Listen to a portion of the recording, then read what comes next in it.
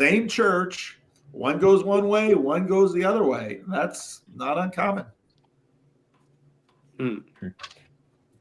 I suppose there's probably also like a whole thing of, the pastor's kids who kind of grow up fine just don't really get any attention compared to the ones who kind of go the whole wrong direction thing.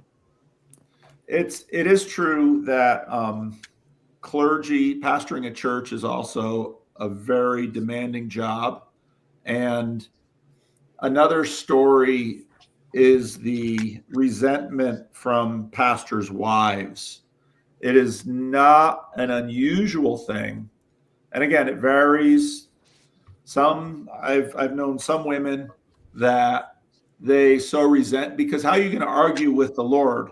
Because basically the mistress can be the Lord. And how are you going to compete with that? And so many pastors can tend to be workaholics, and that can impact their marriages. And many women can be, being a first lady, as it's called in some churches, can also be a difficult thing. And expectations are put on her.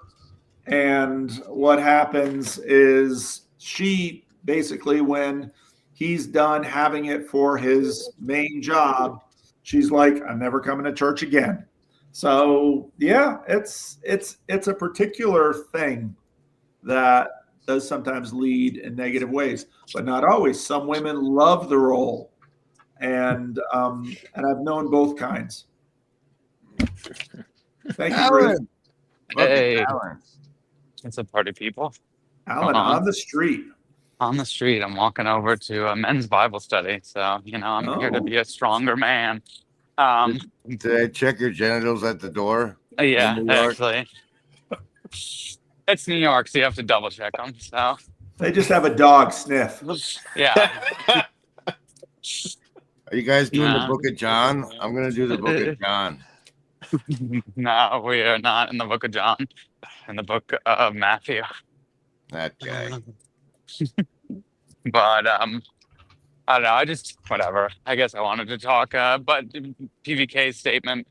I think one thing I wanted to just add to this is, and whatever, it's a very general idea, but I think the corner is in a position to talk about this. Of like, it really annoys me when people are like, "Oh, well, it was so demanding that it isolated my family from me, and now they hate me." And it's like, well, you just worked it. Like, it's like, oh, I was so busy, like making sure the coffee on the boat was okay. I didn't realize the giant hole in the boat. It's like, what are you talking? Like, it makes no sense to me. And, now that I'm more around church culture, I get like, oh, there's pressure to be this way, or, your son needs to shape up or ship out. And I needed, the congregation expected me to scream at my child when he was caught drinking. And it's like, yeah, I get that. But it's just also like, shouldn't we isn't there an adult way to be like, yeah, I think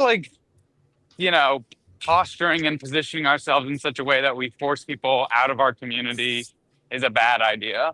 And, in the same way of like, even with the earlier talk about like, oh, in Latin America, the evangelical bump, it's like, well, there's a reason why some men don't want to like quit gambling and smoking and blah, blah, blah. Like, it needs to be positioned. It's not like these are workhorses and it's like, oh, if you hit the horse harder, it goes faster. It's like, that's not the attitude we should be having. You should be like encouraging and like getting people excited to walk this life and participate, and not just treating it like, did you know if you beat your slaves, they'll work harder? It's like, what?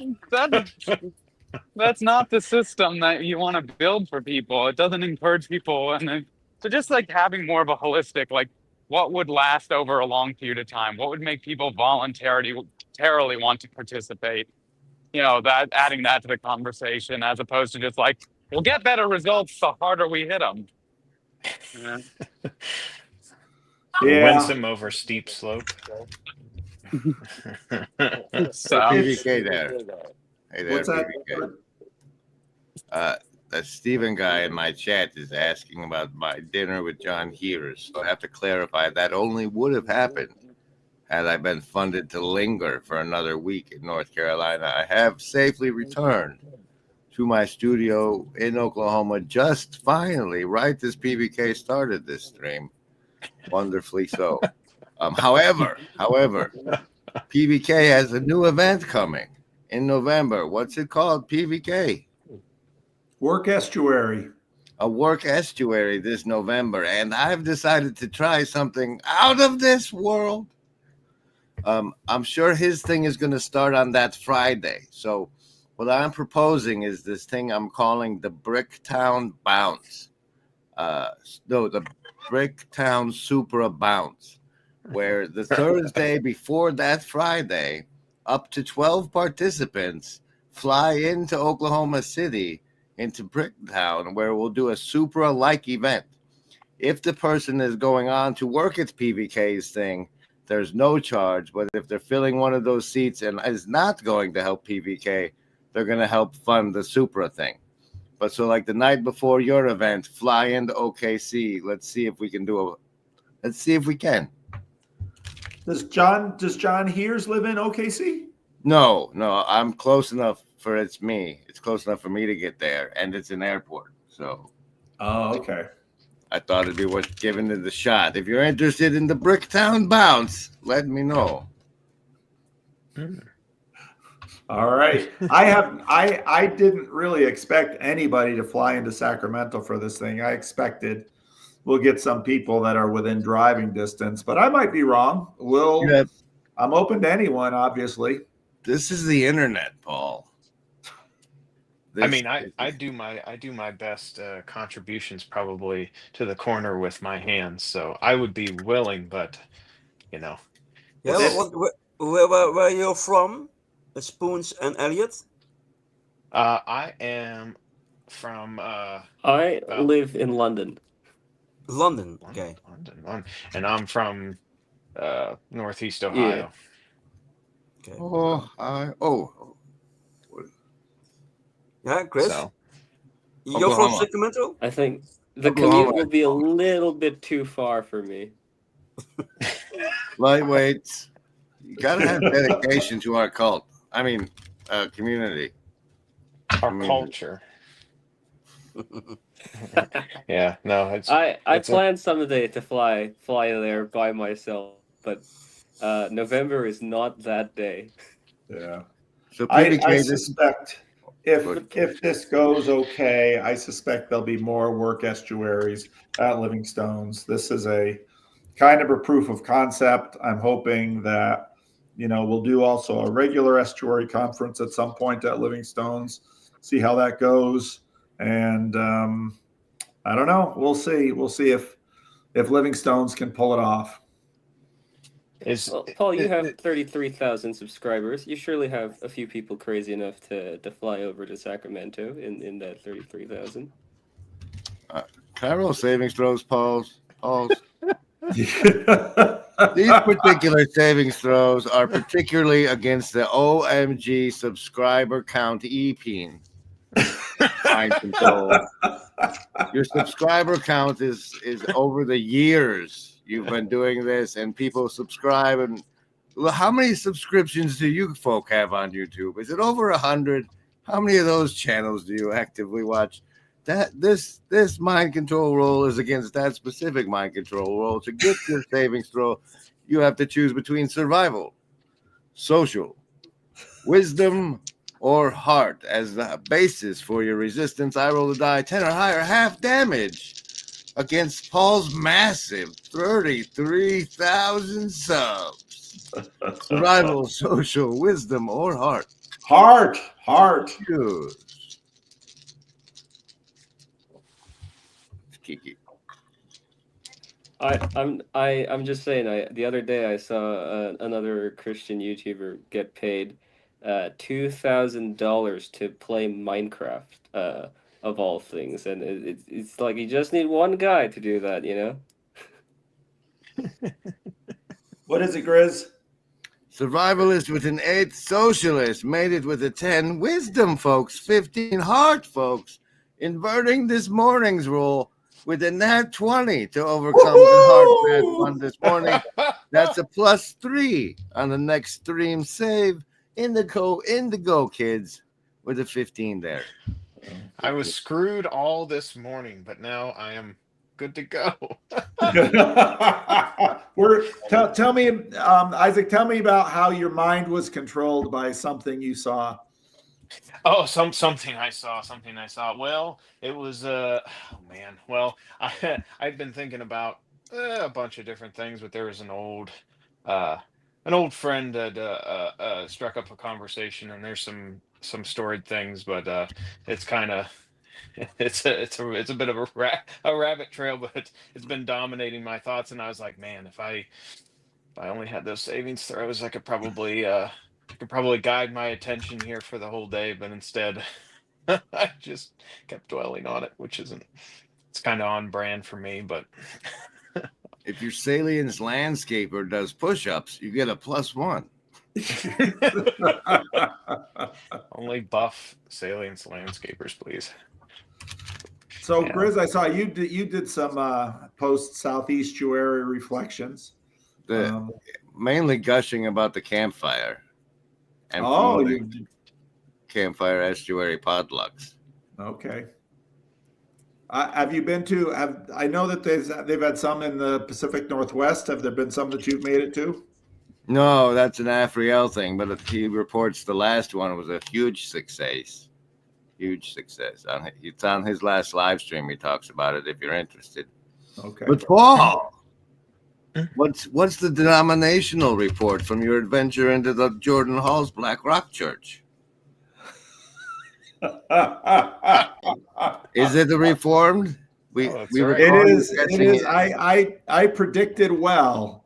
It certainly looks Reformed Baptist. The pastor in his sermon quoted from, but Reformed Baptist with an element of Renovare. Because the pastor, Renovare. Whoa.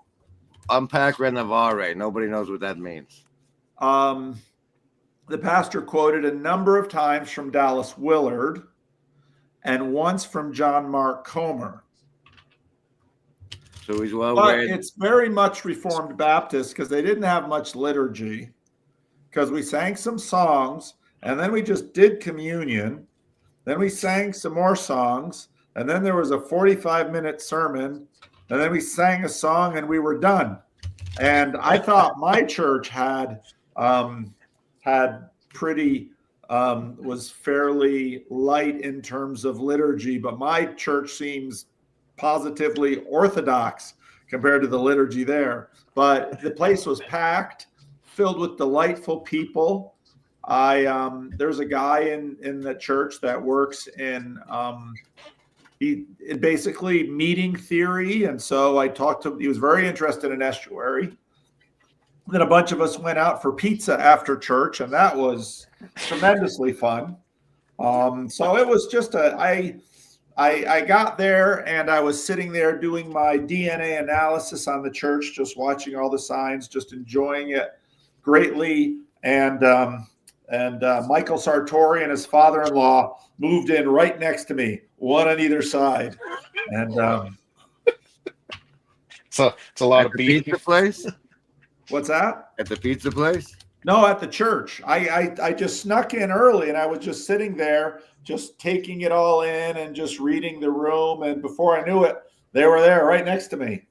Man, It's I a bet lot you of that beef. pastor's thinking, if only I could have brought those guys to Jesus. Michael Sartori and his father-in-law have been with Jesus already for a very long time, but Corey Coble was there, and then later on at the pizza place, a whole bunch of estuarians came to the pizza place. And the pizza was great. And the conversation was great, and it was Was just that an young guy outstanding from Sunday. Georgia there? What's that? Was that young kid from Georgia there? Skinny feller? Oh, from Snuck- Georgia. There's the little skinny fella from Connecticut who was there. Not him. No, I had one in my estuary. I think he was one of the Aiden Cadens. I don't know. Oh, I don't think so. No, I knew all the estuarians who came to the restaurant. Yes. Was the communion wine, and was the bread unleavened, or was it just regular bread and possibly grape It juice? was it was quite a heavy bread. I'm not exactly sure what it was. It wasn't a cracker, but it was served with grape juice. They make communion every week? I don't know if they're weekly communion or not. I tend not to think so. Churches like that usually aren't. What do you think, monthly or a special occasion when you know Paul's coming? Well, most of the people didn't know me because I walked in the building and one guy said hello and showed me where the bathroom was. And after that, everybody pretty much ignored me, which was fine. It's an interesting first impression to make. Bathroom's over here, fella. But afterwards, other Wait, is people. that not standard welcome protocol? I was fairly early for church. I knew that their parking was limited, so I got there early and got a good parking space. And I just wanted to sit in the sanctuary and observe, because you can learn a lot about a church just sitting and watching and seeing who's there and how they respond. But it seemed like a very happy, joyful, lovely church. The sermon I think was given by the youth pastor. He has a very good sense of humor. He was only 30 minutes into the sermon and said, this was just the background for the book of Exodus. The real sermon hasn't started yet, which kind of made everybody think, how long is this going to go? Oh, But no, it was a great service and lovely people, and really glad I went. Nice. Oh, look who's here Hi. from the Netherlands. Yes. Boy, it's Europe time. You guys must be night owls because it is late in Europe. Yeah, It's doing a midnight. little late 1 night o'clock. work. That's that breakwater lady, isn't it? That's the breakwater lady. Breakwater Those are the lady. rumors. When's the Kathy, what's I think I will breakwater see and you when in is the it? London breakwater then. Oh, great. Very exciting. London one. Yes. Yes, there's we're doing 3 different exchanges. We were going to do the festival in the November, but we didn't get enough funds to make it work. So we pivoted and we're going to do 3 exchanges. So basically 1-day events that are aimed at the local communities and the local languages. So we've got a couple Germans who are speaking just from the community, Jan and Tobias, I think, or Tobai. I can't remember. And then Jelle Houseman, who was actually on your channel a bit ago, Paul. He's going to be at the Dutch one at the Ben Oss house. And then I'm actually going to be showing my film at the London one. But we're also partnering with a group called Quiet Revival. Zaharia, she helps run the Mother Maiden Matriarch Discord, the unofficial one. I don't think it's officially connected to Louise Ferry. But anyway, she does a group where they open spaces to have people who want to talk about religion. So they're going to have like a little panel and talk about what they do. So it's all coming together slowly but surely. Will you do Awesome. will you do a representative from each one afterwards? Come together, like the 3 come together and talk about it for us?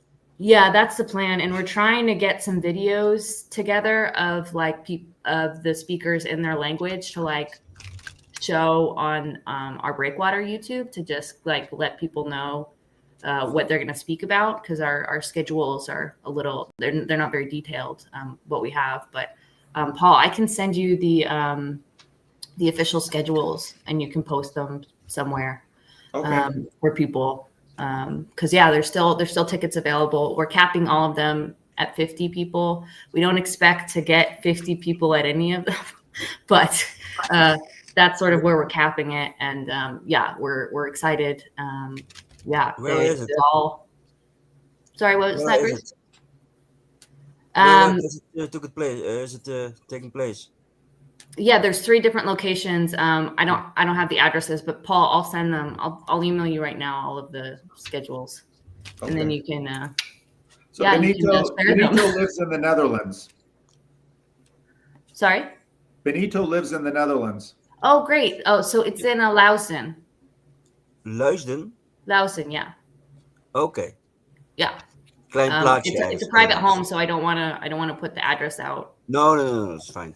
Okay, I will just look it up. on the live stream, but Yep. there's yeah, let me get the information. I'll send it to you, Paul. So those babies keeping you awake? No, work's keeping me awake today. Farady's Oh. taking Faraday usually takes the night shift, that saint of a man. Oh.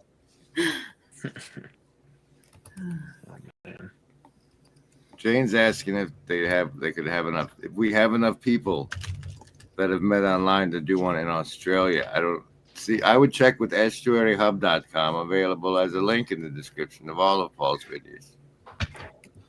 I should see if my friend Warren Mills had a Jordan Peterson conference in Australia with me as kind of the main guy. He tried to get Jordan Peterson there, but didn't work. He got me talking to John Anderson, but there's, it's possible to do it, but Australia, you've got you've got to plan ahead, and it's a big plane ride, so need time to prepare for that one. Tony at the Southeastuary was from Australia. I thought he was probably the one that came the farthest. Yeah. Southeastuary. And he said there's one province or whatever that's not a nightmare lockdown, and that's the one he was from. So that's probably where we should aim. Shout out, Tony. So Paul, go ahead. Is that something you would do, Paul, to go on a pilgrimage? Not all, that's impossible, of course, but a lot of churches through all America? There's a lot of churches in America. Yeah. There's a lot of churches in a lot of places in America. That's undoable, of course, but... Would you and the wife do what Demir and Joe did, the estuary road trip? Yeah. I don't know if my wife would want to do an estuary road trip. We love doing road trips, but she likes seeing national parks and stuff. If I said, honey, we're gonna spend 5 months going from estuary meeting to estuary meeting, I don't think that's how she wants to spend 5 months. But if you bring Van Donk instead, it'll be like Van Donk would do it in a heartbeat. And that would be like that Kick the Bucket movie they had back in the 90s. Yeah. The bucket list, they call it. I'm going. Bucket list estuary road tour. Just that man might be available. In an old van. Estuary road trip, Van Donk's last stand. Yeah. In an old van. Yeah. How is it like for John you and and I him would to be able totally to do a be road together trip again together. at the South It would be Estuary? it would be more like plane, trains, and automobiles, because that's what the first European trip with Van Donk and I was like. Okay, so you Van Donk and a camera crew. Got it. Yeah. You need a camera crew, and you could film us sleeping in Job's Yaris behind the fire station across the street from his house. Sleeping in the Yaris, baby. How was it to have your friend with you at the Southeastuary and like be invited at the last minute? I was invited very early, but I didn't know I could go.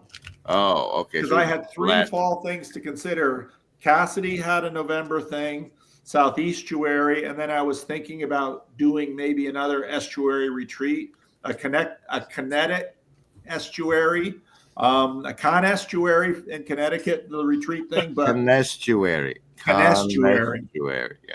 But my sister already had one of her groups in for that weekend, and then just the way it worked out, then I knew I could go to Southeastuary, and so.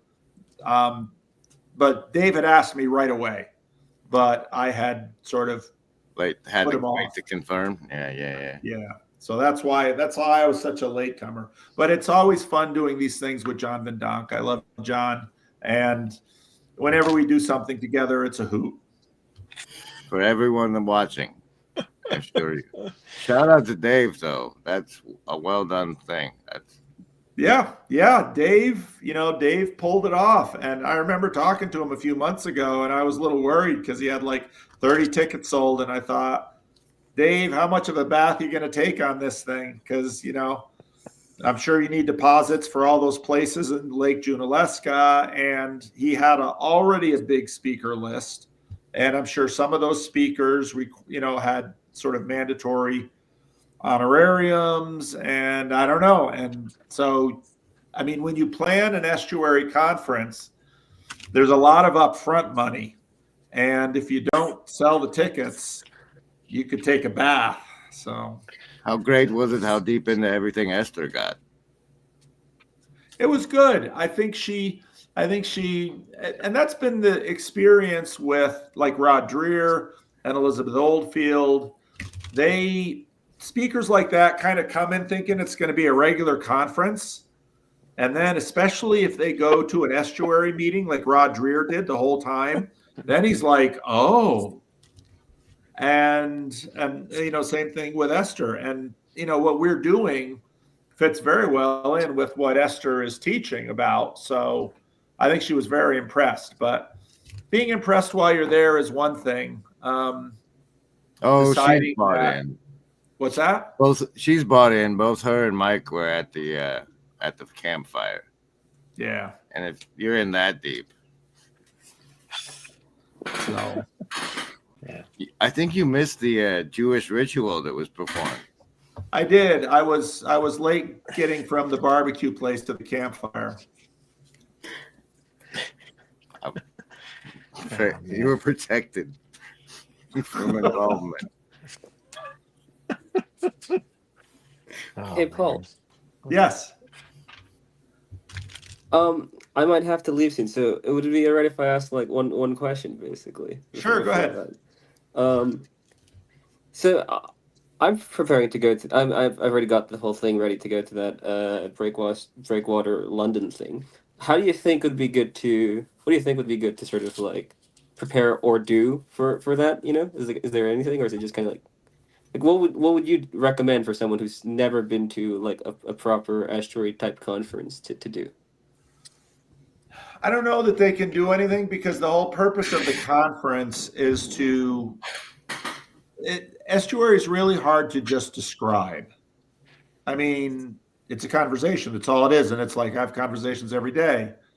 So it's part of the reason we do the conferences so people can experience it.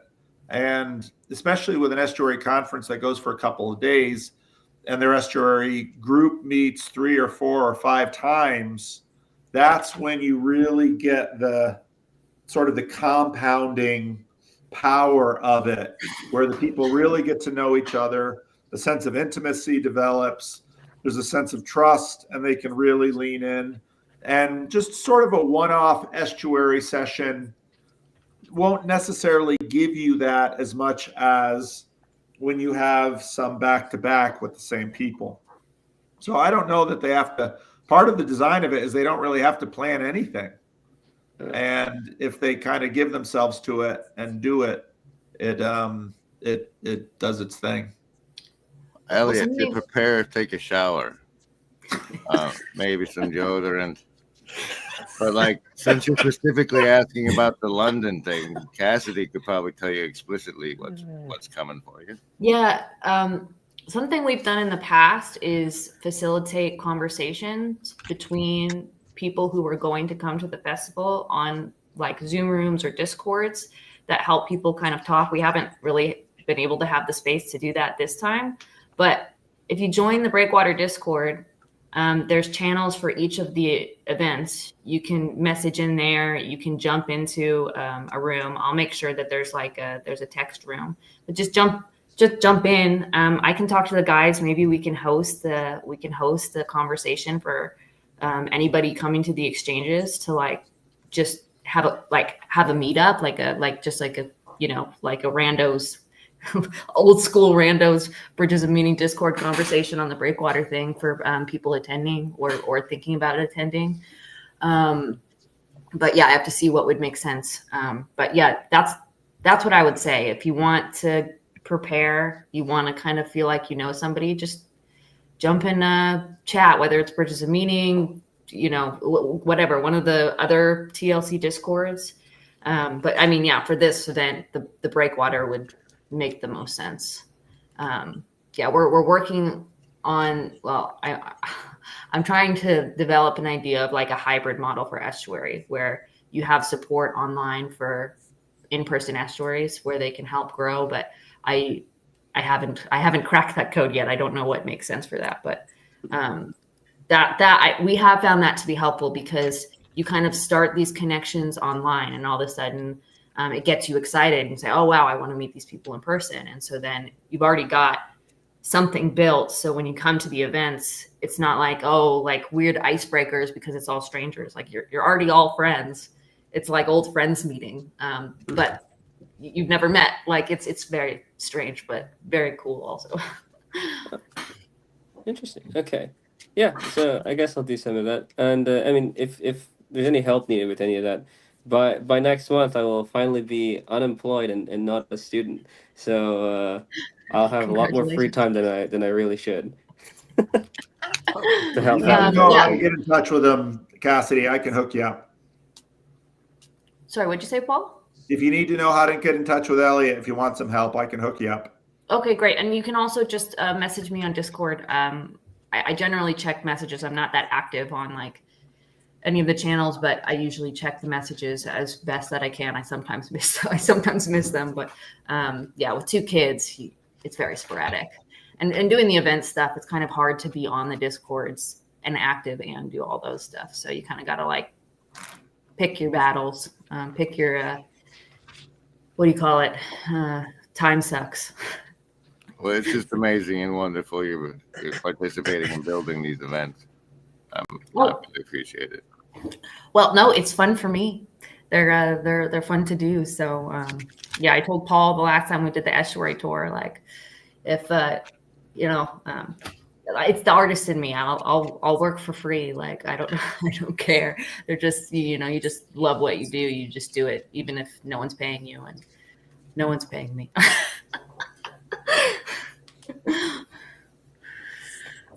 Yeah, just in Northeast Ohio, there's been since Midwestuary, Zepp, John Zepp, and Jackie, and a couple other interested parties we met just the 3 of us there at a I guess it was a bookstore, and just as like a little trial run estuary thing, and then we finally That's did Zepp? like a That's Zepp in the hive mind there. perhaps I have not been looking at the hive mind, but probably that would be my guess. But yeah, we finally did we had I forget, I'm blanking on names, but there's a gentleman that was at Midwestuary again, and he's out of Cleveland. Oh yeah, there he is. Ron Copperman says, "Where in Ohio?" Well, that one was, we met in Hudson at a Panera Bread, and we actually went through and ran the protocol proper. Bill, gotcha. Look at that coming in clutch. Yeah, and he brought his friend Ron, I think, and they've been accountability partners, I believe, was the relation there, and it was riveting conversation. Went through all the pitches, and it was one of the pitches where to meet next time. Is there a future of this, people? There was a decent, it was a concerted effort we're trying to do every month, and maybe that's ambitious, but also it's kind of forcing people to kind of work something out and all that. But so something is blossoming in Ohio. Contact Spoons or Zepp for more information. Yeah, technically Zepp seems to be taking Avon, Ohio this weekend. Oh, no shit. Benito, are you Okay. an estuary guy? You ever do that? Do you ever make estuary? For me, sorry. Have you ever made no. estuary? No, no, sorry. I was moving at the moment. No. I hear it from Where do you get your sweet dialogos from? Dialogos. Yeah, where do you get good Oh, conversation? so I'm from Holland. Good to meet you. Yeah. Oh man. Oh man. Yeah. No, it was good. It was fun. We actually had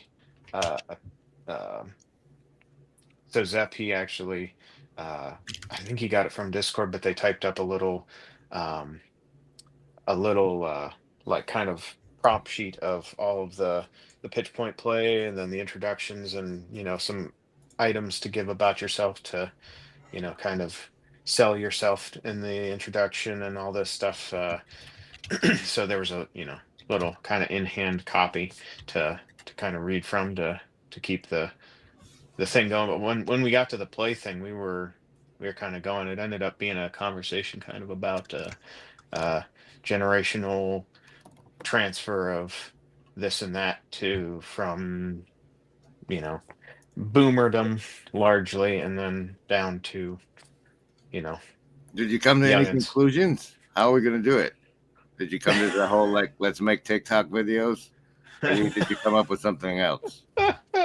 I mean, there was a whole bunch of stuff. It got into kind of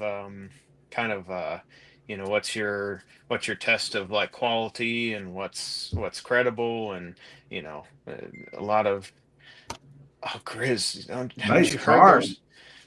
there's the No Kings protest going on, man? Is there? Is that I don't know. Someone somewhere is getting a really good feel. It was Mark Parker. Mark Parker was at the No Kings protest. He did a live stream, and King of Spades comes up. Card of the show.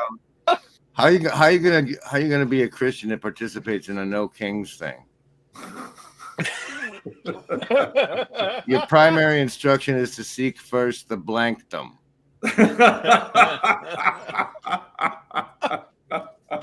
Oh man. Oh. People error. Yeah, but from what the news comes over here in Holland is that your whole country is on the move. But I don't know how you see it from your perspective. Don't believe the news. What's happening in Holland on the news? No, what we hear is that everybody's on the move, and everybody is protesting constantly, and one movement, thousands and thousands and thousands of people. I don't know. Open rebellion? The Dutch are in open rebellion? What's going on? No, the Dutch think Americans are. Oh, okay. No. Okay. The rebellion is exaggerated. Okay. Hey, Paul, I'm going to send you one sentence real quick. A burn Supra. Okay. Think about it. Supra. Think about it. All right. Whoa, Michael with his kids. Yeah. Happy their daddy's home. Yeah. How'd it go, Anto, man? What did you think of Southeastuary? Well, you know what? I was really happy because I made it like the whole weekend without being overwhelmed by trauma dumping. Right until we left the pizza place on Sunday, and then my father-in-law wanted to tell me all about his love life from both of his marriages on the way to the airport. So since we're talking about the transfer of boomer knowledge, That's great. That's great. Confess, repent, transform. And you got to hear confession. That's fabulous. Yeah. I have a Tents for Temples book now, Mike Sartori. I'm so happy. You might even get a chapter read. Well, great. That would be great. So what do you think of the event? What else did you get from the event? I liked it. I liked it a lot. I mean, Did you skip the campfire? No, I was there. He was there. He's invisible to me, this man. Yeah, I don't know. I was sitting in the back. I was behind all the other people. The highlight of the sing-along was the Christian nationalist song, correct? It was that's the song that everybody knew the words for. Weird, huh? Unlike every other song we sang. But I was deeply disturbed that "Oh Canada" did not get proper representation. Oh man. Nobody knew the words for that. Yeah, they just know. Let's see. What do they know of "Oh Canada"? They know this. Your mom and Reggie, I they're had on an the idea. top of the world. I had an idea. What? Why don't you tell the fans out there that are watching in Michigan, watching in Sacramento, all over the colony? Don't forget the ones in Ontario, Canada. Ontario, Some Canada. of our favorite fans are out there. We love Canada. Canada. Oh, Canada. The stars are greatly smiling. That's what we know of "Oh Canada." Oh, that's the most important part. Yeah. Excellent. Yeah. Well, my thought was it was great to be. Well, I thought it's odd when I'm like the more comfortable one in a social setting with my father-in-law, because he's just like, in most circumstances, he's the natural. He's a real extrovert, so that was kind of interesting. But it was good to be like the experienced one, and not really. I mean, I didn't really have any agenda other than wanting to spend time with people and talk to people and stuff. So so it was fun to be like the more experienced one. Like and I passed most of the estuary group, because I was like, I don't know, I'll talk about what everybody else wants to talk about. So. All right, Mike. You were with me at a bed and breakfast, and I have this concept of nestuary, where like groups of us just all get bed and breakfasts close to each other. What was your bed and breakfast with event people like experience like? What do you make of the bed and breakfast part of the experience? Well, it was great. I mean, I had to fight your dad over the shower. That was fun.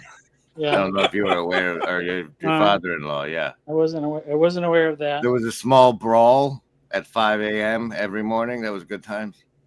But what did you make of that? I like the conversations in the living room at the end. Yes, that was good. I like that. We heard a lot of stories from Nate's mom. That was a good one. And then bonding over the reality of wrestling with the blood and whatnot. That the skeptics were skeptical about that, but so it's a good time. What was your lodging, Paul? They had me in the Lambeth Inn. And the Lambeth Inn is when I got there and I got to the hotel, it's kind of like a hotel, but if you've been to enough like Christian conference centers, these are sort of boomer Christian-y hotels. How is a hotel boomer and or Christian-y? They have only Fox It News looked to Play. me like it was a building from the late 1800s or early 1900s. If you see enough Methodist buildings, it was definitely a Methodist building. And the furniture's all getting a little dated. The plumbing works okay. They could use some TLC in some various ways. They can use a work estuary day, but it all worked fine. So it was great. I got a good night's sleep every night. Are you reading your Yelp reviews? I did not read the Yelp reviews, but Oh no, I mean it sounded like you were reading your Yelp review. That's what I. no, I didn't check out any Yelp reviews. So, but I was happy for the room, and I had good night's sleep every night, and it was great. It was great. So overall, would you say that you did or did not make your savings throws against Jordan Hall?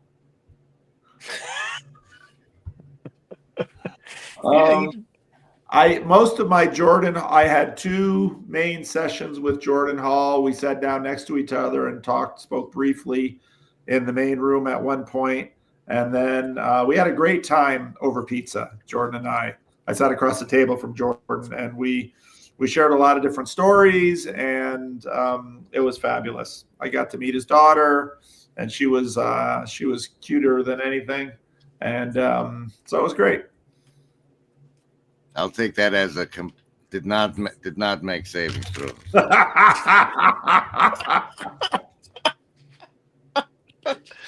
Oh man. Else out there have questions for Pastor Paul? I mean, There's a hive mind you could type. Yeah, there were some way back. People asked some things. You got to put question by it. We like 3 or question a super marks. chat or something like that, so it stands out. Otherwise, Yes. Maybe a super chat, ladies and gentlemen. well, look at this. I see the little link on there, so I think that one went to you there, Grizz. So Yeah, that is, and that's excellent. I have shadow cabal of executive producers. I was thinking perhaps that should be the basis of the guest speakers at my Vegas estuary event. Stay tuned. Stay tuned. And here comes Zepp himself. The legend. Hello. How's it going? Hey, it's going good. Good. what's going, man? That's right. So this super secret Ohio estuary meetup thing might become a regular thing. We're working on it. There's... Hang on, I'm getting some echo here. Uh-oh. I got some echo. Hang on one second. Blame it on the rain. Yeah, well, we just kind of got working on it, and I posted in the Midwestuary in the Discord. Anybody interested? Like 6 people said yeah, so we just fired it up, and just kind of trying to take action. That was kind of part of our discussion that we finally had. Is kind of less stinky talky, more actiony. Yeah, the report we got was that you were investigating possibilities for cross-generational ratcheting of information and such. Yeah, well, interesting that I had a talk with Dr. Jim after Midwestuary, where there was a conversation that was had with him and Rod Dreer and some other folks. I happened to be at that. So I hit him up, and we had a discussion, just the 2 of us. We didn't record it. But it was so fascinating. This is something I find is so cool about the corner, is that Dr. Jim, he was thinking, he's a boomer, I'm Gen X, and he was thinking from his perspective, his generation's perspective. We were talking originally about, distrust in institutions and stuff like that. But he began posting on Substack, which is kind of his thing. And if you haven't checked it out, you should definitely check out Dr. Jim's Substack. Very good. But he posted like 4 or 5 Substacks before I could talk to him. And I was thinking the exact thing that he was thinking each time he posted it before we even talked. But I was thinking of it from my perspective of Gen X, which was basically, your generation, you're kind of subject to your generation's whatever. I guess the mimetic substrate. Exactly. Yeah, we'll go with that. And you can't really escape it. Like it's baked into who you are somewhat. And the part of the context of the conversation was that Gen X was resentful of boomers, et cetera, for things that they may have passed on to our generation. But then Dr. Jim was thinking this exactly as I was, that, well, you know what, maybe I should consider that. Maybe I should consider my generation and maybe what I participated in that was the, in my own generation, and maybe what have I passed on to the next generation. And then what might that mean, you know? And so Dr. Jim's Substack talks about what he was experiencing. But for me, I was thinking with Gen X, we're so skeptical and resentful. That's kind of some of our hallmarks, and hyper independent, things like that. And I was thinking about my own kids. I have 3, and Gen Z tends to struggle with nihilism. And you can draw a pretty undotted line from that to what I just said about Gen X. And then I started thinking, okay, well, what am I going to do about that? And I guess the only thing you can do is act independently and own your own participation in whatever it is that your generation has handed you, and just take responsibility for it. You know, I had a thought. It was weird. I was Wait. Is that Pastor Paul? Is there I'm something? here. Is there something in the Bible about sins of the father? Yes, there is. Can you summarize what it is? Because I know that's in there, but I don't know nothing about it. The Great. sins of the father to the 3rd and 4th generation. exactly To those They're who to be hate him, passed down. to those who hate God. It's in the 10 Commandments. So, but like, how does it play out? What's the deal? And to those who love him, you know, basically his love for 1,000 generations. So it's the idea. Well, actually, there's a big theme. It's not a big theme. It's a little theme in the Old Testament that asks this question of whether or not children should be punished for the sins of the fathers. And the general answer is no. But the fact that the question is raised shows that this is probably a question that was there. And it is the case that children suffer for the sins of the fathers just naturally. So, Right, and that's kind of what I was addressing. Whereas I could take responsibility for that part, for that any suffering I may have passed on, and see how I could mitigate that. You know, and that was the only answer that we could come up with of what to do about it, as far as like, if you see that you as an individual are participating in that generational, whatever it is that's part of your generation, yeah, you can own it, take responsibility for it, and take action to counter it. I like the notion of Jim came to that. identifying the collective sins by generation. That's an interesting approach. Well, I guess I don't know if I'd go so far as sins, but definitely, you know, there's a kind of a ethos of every generation, and it marinates you. You know, here's a funny story that made me think of it. I owned a pizza shop for 25 years, and at one time I owned 2 pizza shops, but it was only for about 8 months because I was only 26 and it was super hard. You had some things to learn, I bet. I did, and I learned them. But one weird thing that I learned that kind of relates to this is at my second pizza shop, I bought a really old oven because I wanted it to be similar to my first pizza shop, right? But every pizza I cooked in that oven tasted different. And it was like that oven had lived a previous life at some other pizza shop, right? Because it was old. It was a joker. And nothing I could do if I used the same ingredients in that oven, nothing I could do would make it taste like the other oven's pizza, right? So the oven itself, maybe the arena, you could say, Feels like old wineskins. yeah, it kind of, right. So it kind of baked into the pizza a certain kind of flavor, no matter what. A spirit, if you will. Exactly. And so I kind of look at it that way with the generations thing, where I don't know if there's a spiritual element. There probably is, but I'm trying to address I think for Gen X, you can just take, like, for a baseline, the Nirvana influence, just swoop all of those folk up and start there. And here we are now, entertain us. Yeah. Are you familiar with Ken Wilber's work? Only through Home Math. Ken Wilber. Fabulous. Oh. He's talking about all those. Little. He's spiral dynamics and more. Oh, right. Integral theory, they call it. And he looks like a vampire. Unless he's wearing that wig. Yeah, then Yeah, it's like, how good could your theory be if that's what it turned you into, bro? What are you trying to do here? Where's your PR department? That's ridiculous. He needed you, Grizz, you know.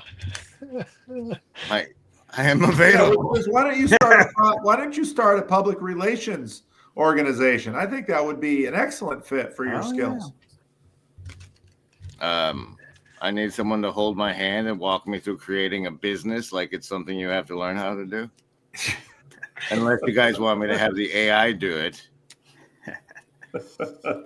Actually, I want to do a channel for everybody all the reapers who participate to make distillates called the Lobster Monkey Lighthouse. And I've hesitated on making the YouTube channel because I think I should probably make the LLC and then have the LLC make the channel. Oh. Believe it or not, I could help you with that, Chris. Yeah, you certainly can. Let's talk outside of the situation. Yeah. He's got his hooks in the government, don't you? Oh, yeah. Well, No, that's I'm just kidding. I'm just kidding. Guys, I need to see some question marks in the hive mind, please. Particularly for Pastor Paul. We got to keep him interested. No, Isaac's referring to, I did the whole Peterson pipeline thing. And after Peterson said, you got to pick up your cross and pick up something heavy, I got involved a little bit with my local politics, not as a politician, but as a responsible citizen. Yeah, exactly. Even though they never defined responsible citizenship at any of their conferences. You knew. It's like it's an alliance or something. That your zone of proximal influence actually touches that politics at that level. What'd you get into? I'm on an economic development board. You got on a board. We have infiltration of a board of a city council. You would love it, Grim. It's perfect because I don't have any specific responsibilities as far as like a city council person, but I get to talk to them all the time, and I get to give them my ideas. And you get to colonize a little bit, You get to issue reports. No, but I definitely that's get to the next level. Yeah, maybe I'm not there yet. You'll have to when we talk about the LSC. You have to give me your pointers on it. Actually, I'm so thrilled that we're infiltrating the government. That's big plus. Big plus. Doesn't take much. Yeah. Oh, Ron's got a question out there somewhere, Paul. You got to put question, or you got to do something so I can see it. Put question in all caps, or do a super chat or something. Otherwise, I can't find the darn thing. Was there any woo? That kind of landscape calls it into being.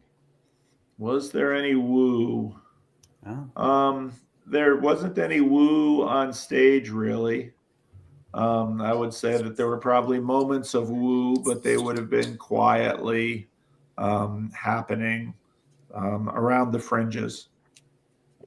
And I saw some like in the hearts of people during the estuary.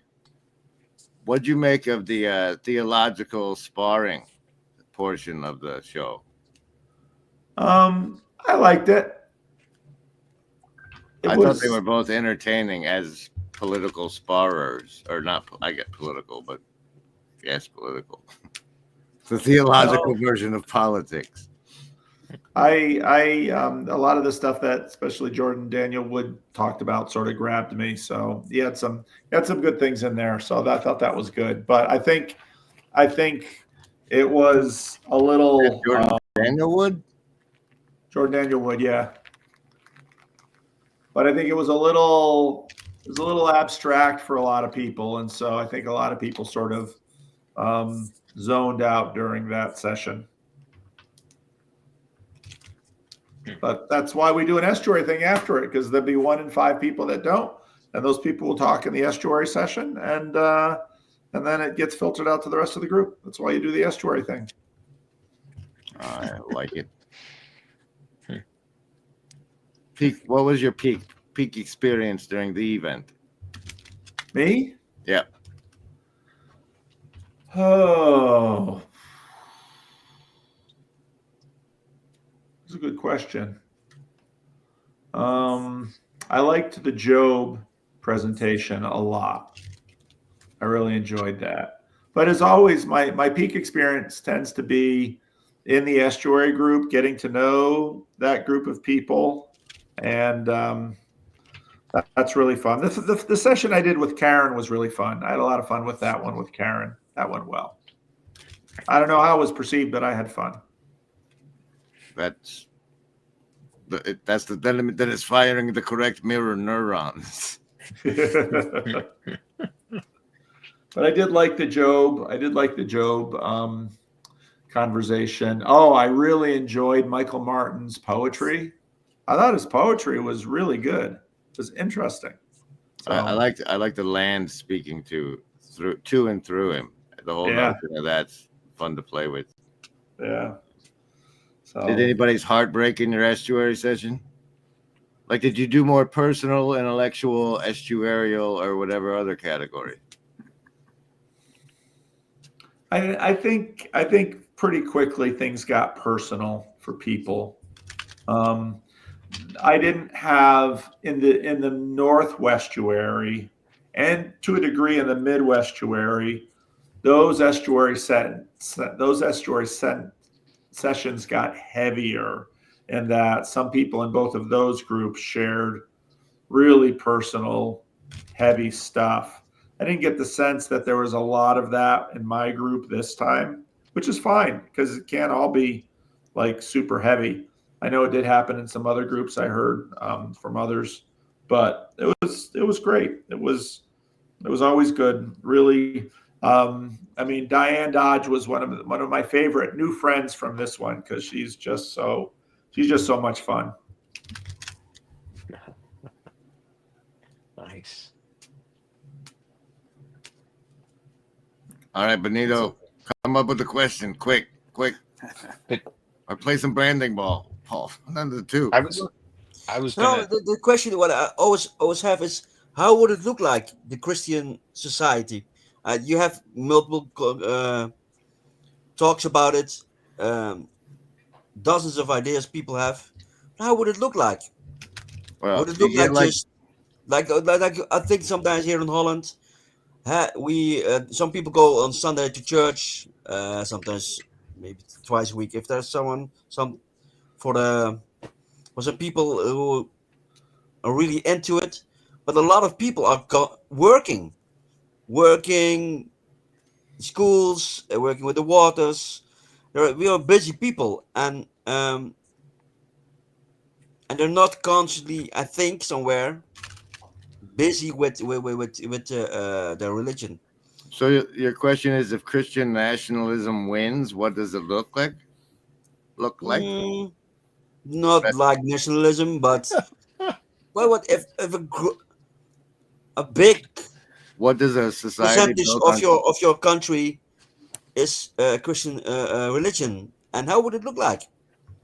That's an outstanding question, and it's difficult in many ways because, as you said, you can have these moments at a church service or at a conference or even at work when something happens and there's a redemptive moment and you just really see that people are healed and blessed and wholeness flows. And the idea, I think in some ways you ask an eschatological question, because the difficulty. So when I read the Gospels, I often think of the fact that I don't know if this age can actually hold the kingdom of heaven in the way that God wishes to deliver it and to give it. And for that reason, we await a new heavens and a new earth. And it doesn't mean there isn't mission or purpose in this age. But that doomer. That's such a black pill. There's a connection missing. This age is tougher than no, sir. We can do.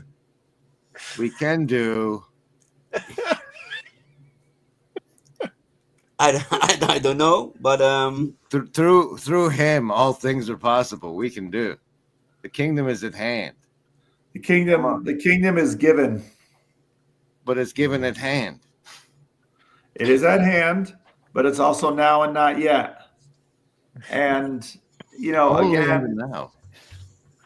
It can only exist in the now because that's the only place the living God can be, is in the now. no, he's not limited by our now.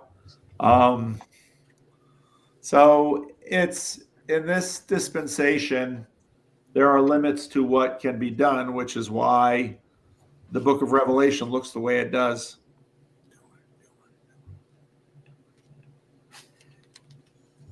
Yeah, and what was missing? I see it all around me. Or what's missing is that connection to each other. I think you're right in that. I think your sense of the presence of the kingdom is most tangibly felt when our connections to one another are as they should be. Yeah. And in person, ideally. Yeah. When 2 or 3 gather, sort of thing. Yeah. Yeah, and that's a little bit happening, I think, with all the estuaries and the groups who come together and these channels. That's exactly why I long decided walk. to. It is, I think, and yeah, you have to stay in it. And what I see in my neighborhood where I grew up, there's a lot of elderly people who slowly die and go away, and the new families come in, and they don't even know, don't know that there was a church in this little, very small part of this smaller town, and that will go away. And when we will, and my mother will go away, and everything will go away. Fine, and they didn't even know about it, that it was there. But I had a small percent of my time that I was in this neighborhood when I was a kid. I felt it. I felt how it could be. All the people were working together, keep in touch with each other, helped each other. As a kid, I know this, maybe as an adult was totally not there, but for me as a kid, I was a little glimpse that I could see from it.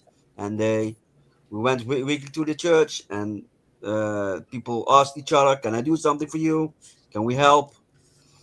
That was constantly there. Yep. And that was beautiful, and that was great. But slowly, the pastor died. He was a very good pastor, and slowly it erodes to nothing in some sense.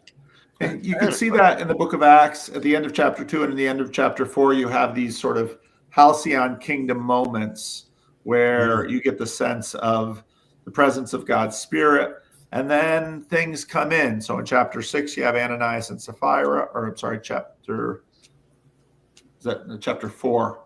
And so you've always got this it comes and then it recedes, but often it's even when it recedes, there's going to be an opening for another level and for more of it to break in. But again, this is why I think when you read Jesus in the Gospels, and when you read the book of Revelation, and when you read Paul, you get the sense of, in this age, things will always fall short.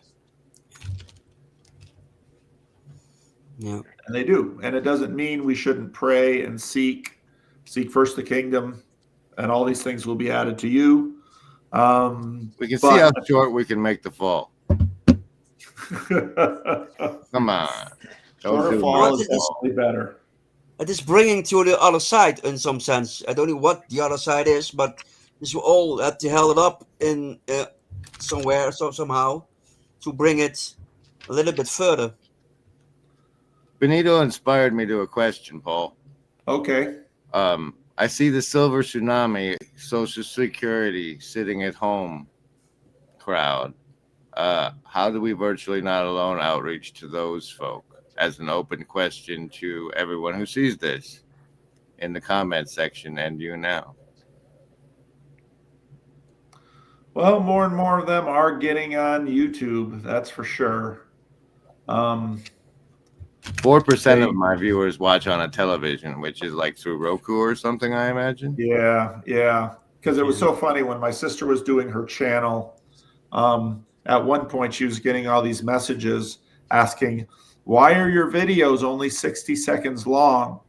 And I figured out what that meant. It's meant she had so many of her old ladies looking at her New England decorating, watching it on her Roku. When they put the thing over, you just have the beginning of it, and then it would stop. So I told her how to make a video to tell people you have to click on it so that you can watch the whole thing. Why is it only this big? That's a serious issue. That's part of the onboarding. But I think that especially since winter and Christmas is coming, this is a good time to bend our outreach in that direction. So I wanted to put it in the mind, seed the notion. Yeah, you're right though in that there are, with that massive boomer generation, and I see it all the time. Partly the boomer generation was the first boomer generation in which families really started to break up on a large scale and divorce really took hold. Divorce took hold after the pill and specific films. There's a definite push in Hollywood to promote divorce. It's programming people resist it. Yeah. Walking the dog. Yeah. What is the name of that animal, real fast? Finn. Finn the dog, ladies and gentlemen, in the Sartori corner. Finn the dog. So it's love your seniors.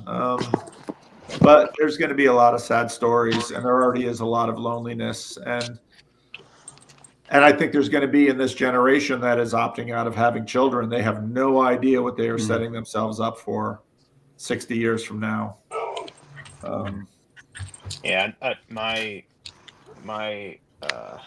mother is she's been a hairstylist for probably 35 years, 40 years, and she owned her own business at one point and all this stuff. And she's had, clients that, jumped on the train, 5 years in and have been, with her ever since. And, a hairstylist is one of those things that's like, once you find your good one, it's like, don't go the heck anywhere else because excellent observation, Spoons.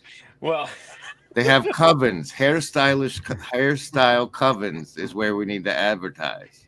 Well, it's funny because she's got in touch with all these elderly ladies, and it's very much so the barbershop kind of atmosphere where you hear all the gossip and all this stuff, but it's she's the last pulsing, thriving node of the shadow matriarchy. I'm so viscerally excited that you revealed it to us. It's kind of gnarly because I mean the matriarchs information definitely trickles down, and people don't realize when they're talking or hearing that it's like, oh, you're saying this out loud, and it's like in the next room you got listening ears or something like that. And there's definitely some tales of woe. There's some kind of wild I mean, just here, like I think 4 or 5 different ladies over the past 5 years have had various problem with children being nasty, and having to find out the hard way some life lessons, and not treating their like grandma's racist. And we can't talk to her anymore, or what are you trying to say? That I mean, just being an ass. What? I mean, yeah, the kids are stealing money and and buying illicit substances and going to jail and wrecking cars, and I mean, it's a regular Bond film out there for some of these kids that are in their 60s, some of them. So they're like and that's maybe a whole other topic on the maybe a little bit of the. I mean, it's kind of hard to see a story like that, and it's like, man, that's awfully. How far did that apple fall from the tree? Because I mean, that's an understandable. Like, you go from this matriarch who's well balanced and mannerly and has all this stuff to a complete like pendulum swing. And well, essentially my mother's just doing like a whole bunch of, end of life care, essentially. But it's like, hearing some of the tales of all this stuff, it's like, where are your kids? Well, I don't I don't know. And it'll be, I mean, Paul, you make a good point that the generations that are choosing not to have kids, or you know uh, um, abort, or some such thing. There'll be consequences, but there's also a fire on the communities that raise these kids, because who knows? I mean, there's people You know what the that West, what the what's that? West, what the West so easily threw away is craftsmanship. To make things, make a stool, make a chair, make Oh, we're so back with make that. We're ornaments, bringing make that back, stuff. Benito. Sorry, We're bringing that back, Benito. Don't you I worry hope. about it. I hope We that got it will come back, because that's a connection to generation.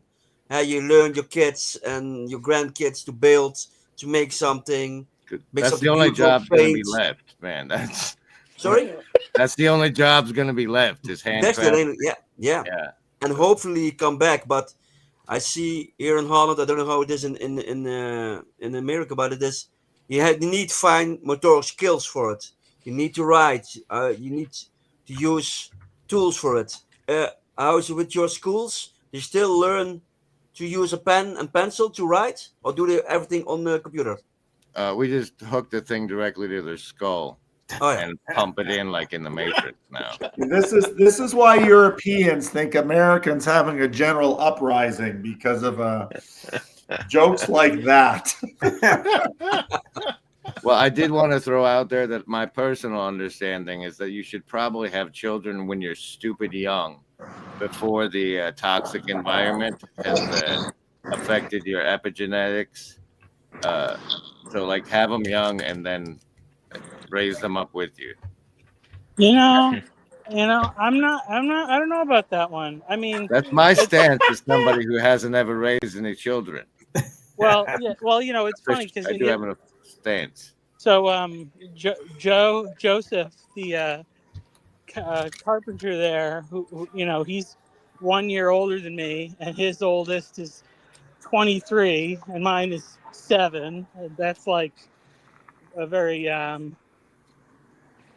big difference. But like, I just look at all those guys in the Bible, and like the first ones they're just terrible. You have to get like 12 kids before you figure out how to raise them right. And I mean, and then the oldest 10 try to kill number 11. Yeah, sometimes, but it works out. It works out in the end. But then you have 11 rolls of the dice as to whether or not one of them can afford to put you in a nursing home that doesn't suck. But that's not the only one, because David's whole first batch was crap too, Like, so. Yeah. Oh man. Wow. Goodness gracious. Yeah. Hey, Paul, I got a question for you. There's the two guys that came along to our estuary. They go to the same church, and they're boomers. And one credit to boomers is there are some boomers that are real doers, and these guys are those kind of guys. And so the one guy, he came to estuary the one time. His name was Rob. He's taking notes furiously, and I'm texting with Bill, his friend that brought him, and they want to pitch it to their church already after one. Good. Now, I don't know what in what capacity, because we haven't discussed it or anything. But Bill and I have talked about it many times about where does estuary fit in church and how would that work? And it's a difficult question. And I've always thought, and I wanted to get your thoughts on this. I always thought the main problem with estuary as like a church small group, you've done it in a church setting, I have not, was that because estuary, you don't pick the topic has to emerge, that it'll be a difficult sell because they're in a large church to a church leadership to say, well, we're going to get together and people are going to talk, but what are they going to talk about? Is the gospel going to be presented? Well, I don't know. Can you represent it by embodying Christ and you not can talking about it? Because if you absolutely, yes, the living water will be present. But if you try and pitch it, I don't think people are going to point at it. Yeah, well, you know what I mean. I just think, I don't know. I guess what do you think about that? So I always say estuary is church adjacent, and the reason I say that is because you're going to have some people from outside the church and some people from inside the church, and it's where the two get together. And the number one objection that I get from pastors, often of large churches, is that there's no programmatic presentation of the gospel, nor is there a programmatic suppression of heretical ideas in the group, which is why I say, if you're concerned about that, Christians should be there and they can speak their place. And I would very much encourage the pastor to be there because he can learn a lot about what the people in his community are thinking. Part of this comes from the fact that when we were planting churches in Sacramento, one of the things that we would say to our church planters is that they need 500 conversations with strangers in the community that they want to plant a church in before they plant a church. And that's a terrific exercise for a church planter because what it means is the church planter will have to, number one, figure out how to initiate conversation. Number two, figure out how to sustain it in a way that doesn't drive the other person crazy. And number three, that church planter will learn what is on the mind of the unchurched people in their neighborhood that they're trying to plant a church in. And what often happens in churches is that they get insular. And so it's always needed in the church for the pastors to hear from people outside the church in a way that they're not filtering. I've got a whole video on how estuary is good for churches, but again, it is church adjacent. And the reason it's adjacent is that then the church doesn't have to own or be responsible for any kinds of ideas that are told by people, just their honest opinions in the estuary. So that's the best place for it. And when people say, well, why should a church host a group like this? I'll say, do you host an AA group? Do you have a food bank? Churches have, do you host neighborhood association meetings? You don't have any problems with those things. This is something where, especially if the pastors and the church leadership participates, they can learn about the community around them and they can speak into the lives and they can build relationships with the unchurched people in their neighborhood. And they can do pastoral care all along the way. And so for that reason, I think it's stupid for churches to bypass this. Well, Pastor Paul, can you please put the little fancy card on the YouTube video version of this to that video you mentioned there? And also we have from the Hive Mind from Southeastuary. What about estuary as a way to discuss and discover lived theology? Is estuary appropriate container to discuss and discover lived theology? Absolutely. Would you say it's kind of more externally focused? If you have it as a church like program, I think when things get too programmatic, doesn't that contribute to the insular nature of the church? Correct, which is why it's really good practice for church people to host conversations that they don't control. Right. because they can learn. And it's really easy for the pastor because he doesn't have to do any prep.